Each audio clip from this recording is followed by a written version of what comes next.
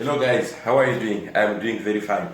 Welcome to the field of mathematics, and we are doing motion. In particular, we are focusing on a graph which is a speed time graph. Okay, so many students they face many challenges with this kind of graph, okay, in mathematics. So I've got a question here that was raised by some students, right?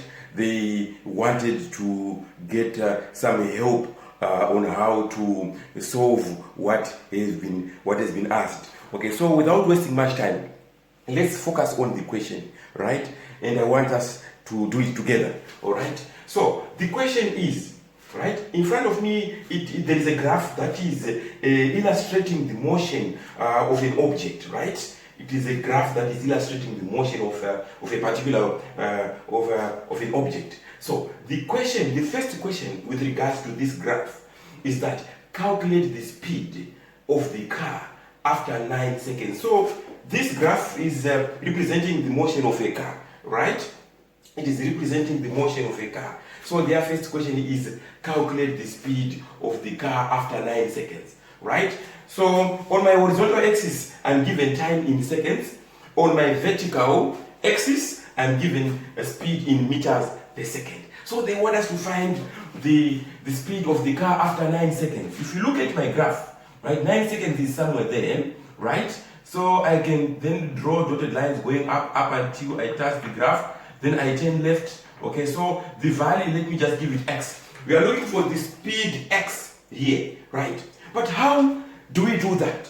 Right, we see that from 0 to 15 seconds, there is a straight line which is representing acceleration, and the acceleration is uniform, meaning to say that the acceleration is constant, right? So the acceleration at 15 seconds is also the same as acceleration at 9 seconds. Along this line, the acceleration is the same, right? So it becomes easy for us to then find the speed x here. Let's see how we go about it. Let's first come up with an equation for acceleration. So acceleration is equal to final speed minus first speed, okay, all over the change in time. That is the formula we are supposed to use, right? So the acceleration, if this is the formula for acceleration, acceleration at 15 seconds and acceleration at 9 seconds must be the same because the line is uniform. It is a straight line, right? Understand? So we then make an equation out of this. So let me first say then, so acceleration at 15 seconds. We have to look at allow me to wrap this part. Now it's no longer, since you know the formula, okay? Acceleration, okay? Acceleration, right? At 15 seconds. This is what we want to come up. We want to come up with the formula there. So acceleration. So it's the final speed is 20 minus the initial speed is 0 all over, right? All over change in time. Change in time is 15 minus 0. So the change in time is 15 minus 0. So what do I get here? I get 20 on top. At the bottom I get 15, right? I can simplify this dividing by 5. I get 4 over 3. Okay, so this is the acceleration. This is the acceleration at when the time is 15 seconds. Okay, so this is the time. This is the acceleration, right? But I say that the acceleration along this line is the same. So I can make an equation. So I then say this acceleration I have got, which is 4 over 3. Is also equal to acceleration at 9 seconds. Is also equal to acceleration at 9 seconds. Okay? So let us remove this statement and put values. So I will remove this statement here, I'll put the values then. Acceleration at 9 seconds, how do we calculate that? Final speed here, which is x, right? Minus initial speed, which is 0, right? Over change in time, final time is 9 minus 0. So it's equal to x over 9, right? You see now there is an equation there. So I write 4 over 3 is equal to x over 9, right?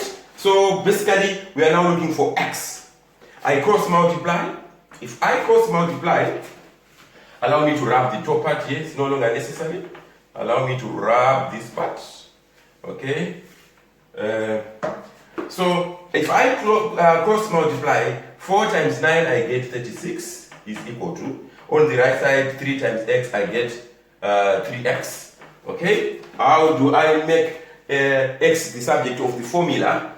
I divide by 3, I divide by 3, cancel this side, x is equal to 12 meters per second. So the value of speed when the time is 9 seconds is 12 meters per second. So this is the first part of the question. So I hope you really enjoyed and you understood the steps. Okay. So, hello guys, welcome back. We are doing motion, and I have got the second question regarding the graph we are working on. So straight, let us go to the question.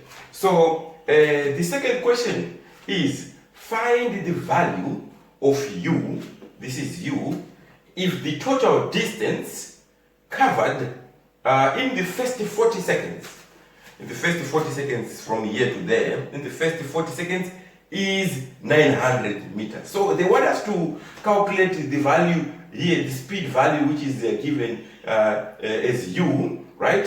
Considering that the distance covered in the first 40 seconds is 900 meters. So the area we are looking at is this one, okay? This one represented by this. This is the area representing the distance covered, okay, is 900 meters. So we need to find u. But for us to do that, we need to come up with an equation, right? We need to first find the distance covered between 15 seconds and 40 seconds, right? The top part. We need to calculate the distance covered. We need to look for the distance for this upper part, okay? Okay? That becomes easy for us to find u. So we know that the total distance is 900, okay? But we need the upper part of that area which enables us to find the value of u. How do we do that? We can split the graph into 3 parts, right? The first part is from 0 to 15, I get a triangle, okay? So area of triangle, okay, is equal to base times the height over 2, right? Which is equal to, my base is 15. 15 times the height of this triangle here is 20, okay? Divide by 2. 15 times 20, that is 300, divided by 2, that's 150 meters, okay? 150 meters is for the first part, which I can refer to it as A, okay? Then this is my B, then this is my C, okay? Let me then find area of rectangle. This B part is a rectangle. Area of B is equal to length times width, which is equal to, my length is from 15 to 40, which is 25.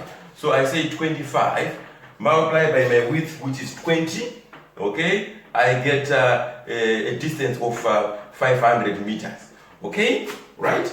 Now, the challenge is I do not have a value for u here, right? I do not have the value for u here. So what I'm going to do is I'm just going to say area of triangle plus area of rectangle plus area of triangle C is equal to 900 meters. Okay, so it's going to be, right? It's going to be 150 meters, okay, plus 500 meters, okay, plus C, which is the area of the upper triangle, is equal to 900 meters. Okay, so I've made an equation. So I now am looking for the area for part C. So basically, collecting like terms, C is equal to 900 minus 500 minus 150. If we do some subtractions here, the answer we get is 250 meters. If I'm not mistaken, 900 minus 500, you get what you get? You get 400. 400 minus 150, you get 250. So the distance covered in part C is 250 meters. Okay, so we now know the distance covered in part C. What we need to know now is we need to find U. So let's do that. Okay, I'll wrap this part. Okay, I'll wrap this part here. I'll wrap this part. I'll wrap this part. Okay, so we need to find the value of U. So what we have to do is we have to say that C is 250 meters, right? That is the distance covered, right? So, but this C is a triangle, okay? So we're going to say that distance, which is distance is 250 meters, okay? So the formula for a triangle is base times height divided by 2 is equal to 250 meters. Okay?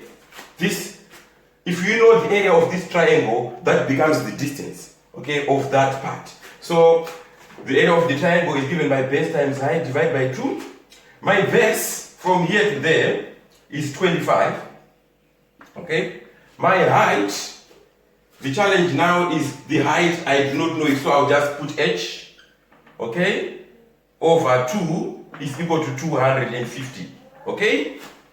I cross multiply 250, it will be 25 times h is equal to 500. Okay? Making h the subject of the formula, I divide both sides by 25 by 25. I cancel this left side. H is equal to 500 divided by 25, that's 20. Okay, so the distance from here to there is 20 meters. Okay, h is from here to there is 20 meters. Therefore U, if from here to there is 20 meters, it means that U is 40. Therefore U is equal to 20 plus 20, so U is 40 meters. Okay, so that if you put 40 meters here, 40 minus this 20 meters, you get h as 20 meters.